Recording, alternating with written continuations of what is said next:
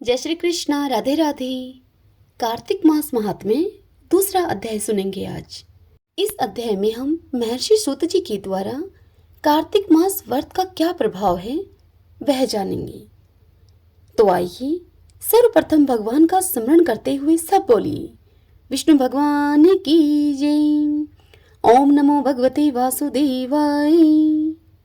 श्री सूत जी बोले, हे ऋषियों, अब मैं तुम्हें इस व्रत के पुण्य प्रभाव संबंधी एक कथा सुनाता हूँ। तुम ध्यान पूर्वक सुनो। एक समय देवऋषि नारद कल्प वृक्ष के पुष्प को लेकर द्वारिका पहुंचे।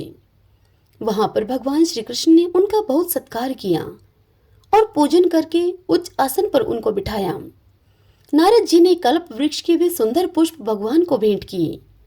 भगवान ने सभी पुष्प अपनी रानियों में बांट दिए। उचित आदर सम्मान पाकर नारद जी लौट गए।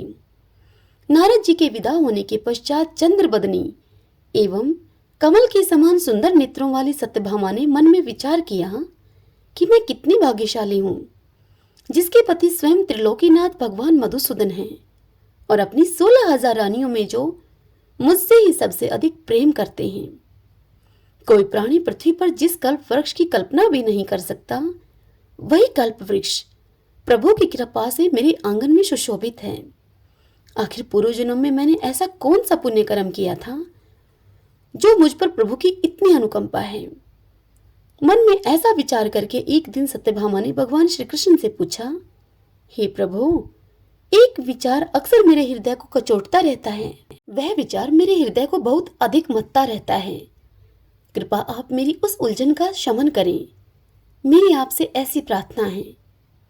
सत्यभामा की उस बात को सुनकर भगवान श्री कृष्ण मुस्कुराए। फिर सेवकों को वहीं पर रुकने का संकेत देकर सत्यभामा के हाथ को थामकर उन्हें कल्प वृक्ष के नीचे लेकर गए और बोले, हे सत्यभामा, मैं अपनी 16,000 रानियों में तुमको ही सबसे अधिक प्रिय मानता हूँ। तुम्हारे स्नेहवश ही मैंने देवराज इंद्र से विरोध करके यह कल्प वृक्ष स्वर्ग से लाकर यहाँ लगा दिया है। मैं तुम्हें न दे सकने वाली वस्तु भी दे सकता हूँ।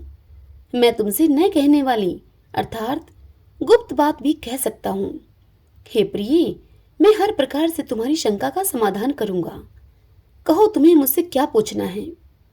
यह सुनकर सत्यभामा प्रसन्न हो गई और बोली, हे नाथ, यदि आपकी मुझ पर इतनी कृपा है तो आप कृपा करके मुझे यह बताइए कि पूर्व जन्म में मैंने ऐसा कौन सा पुण्य किया था जिससे कि मुझे आपकी अर्धांगिनी बनने का सौभाग्य प्राप्त हुआ है और आपके गरुड़ आसन पर आसीन होकर ब्रह्मा एवं इंद्रलोक के आवागमन का मुझे अवसर प्राप्त हुआ है। भगवान श्री कृष्ण ने कहा कि हे सत्यभामा, पूर्व जन्म में तुमने जो पुण्यदायी व्रत किया था, यह सब उसी व्रत का प्रभाव है। पूर्व जन्म में तुम मायापुर अर्थात हरिद्वार निवासी अत्रि कुल के देव शर्मा नामक विद्वान और तेजस्वी ब्राह्मण के घर में गुणवती नाम से उसकी पुत्री बनकर जन्मी थी। देव शर्मा भगवान नारायण के अनन्य भगत थे और अपने त्याग और तपस्या के कारण समाज में मान सम्मान पाते थे। हे प्रिय, जब तुम विवाह के योग्य हो गई तो देव शर्मा ने तुम्हारा विवाह अपने ही एक शिष्य चंद्र प्रकाश के साथ कर दिया। चंद्र प्रकाश अपने गुरु का अनन्य भगत था, अतः विवाह के बाद भी वह उनके पिता के समान ही सेवा करता रहा। एक बार देव शर्मा चंद्र प्रकाश के साथ वन में लकड़ियां लेने के लिए गए। वहां उन्होंने एक भयानक राक्षस को देखा। उन्होंने उस राक्षस से बचने की बहुत चेष्टा की, किंतु उस राक्षस ने उनका वध कर दिया। देव शर्मा और चंद्र प्रकाश दोनों ही चूंकि निष्ठावान भगत थे प्रभु के, अतः अपनी भक्ति के कारण उन्हें तो बैकुंठ धाम मिल गया, किंतु गुणवती निराश्रित हो गई। पिता और पति की मृत्यु का समाचार पाकर गुणवती बहुत दुखी हुई और विलाप करने लगी कि हे पिता, तुम मुझे किसके सहारे छोड़कर चले गए। अब मेरा भरण पोषण करने वाला कौन है। अब मेरा कहाँ ठिकाना है। इस प्रकार करुण विलाप करती हुई वह मूर्छित होकर धरती पर गिर पड़ी।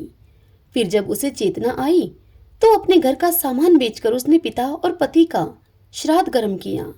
फिर उसके बाद वैरागिनी सी होकर भगवान विष्णु के भजन पूजन आदि में अपना जीवन व्यतीत करने लगी।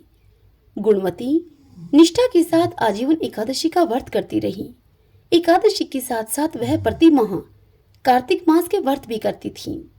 वह देव मंदिरों में जाती और वहां जाकर साधु महात्माओं की वह सेवा करती। हे सत्यभामा, मुझे यह दोनों व्रत अति प्रिय हैं। हे प्रिय, कार्तिक माह में जब सूर्य तुला राशि पर हो, प्रातः काल में स्नान आदि करके विधि विधान पूर्वक भगवान विष्णु की पूजा करनी चाहिए। इस माह में जो श्रद्धालु विधि पूर्वक स्नान, दान, जागरण और वंदना करते हैं, उनके जन्म जन्मांतरों के समस्त पाप नष्ट हो जाते हैं। जो श्रद्धालु मंदिर में सफाई, दीपदान, यज्ञ अथवा स्वस्ति वाचन करते हैं, वे देवताओं के द्वारा भी वंदनीय होते हैं। जो तुलसी वन की पालना करते हैं, वे दोबारा इस संसार में जन्म नहीं लेते। हे सत्यभामा, आयु पूरी होने पर गुणवती ने भी गंगा में स्नान करते हुए अपने प्राण छोड़ दिए। तभी भगवान विष्णु के दूत एक सुंदर विमान लेकर वहां आए और उसे स्वर्ग में ले गए। इस प्रकार कार्तिक मास के उपवास के कारण गुणवती को भगवान विष्णु का धाम मिला। भगवान श्री कृष्ण बोले कि हे प्रिय, पूर्व जन्म के देवदत्त ही इस जन्म में राजा सत्राजित हुए, अतः तुम्हें उनकी पुत्री के रूप में जन्म मिला। तुम पूर्व जन्म की गुणवती हो। क्योंकि तुमने भगवान विष्णु के प्रिय व्रत किए थे, इसी से इस जन्म में तुम्हें मेरा साथ मिला है, अतः तुम्हारा सौभाग्य अखंड होगा। हे प्रिय, जो पूरी श्रद्धा, भक्ति और विधि पूर्वक कार्तिक मास के व्रत करता है, वह मुझे तुम्हारे समान ही प्रिय होता है। श्रीमन नारायण नारायण नारायण, भजमन नारायण नारायण नारायण। ओम नमो भगवते वासुदेवाय। सब बोलिए विष्णु भगवान की जय। भगतजनों, आज का यह अध्याय यही संपूर्ण होता है। इससे आगे की कथा हम कल अगले अध्याय में सुनेंगे। कल के अध्याय में हम तुलसी मंजरी और शालिग्राम जी की महिमा का वर्णन सुनेंगे श्री सूत जी के द्वारा। जय श्री कृष्णा। राधे राधे।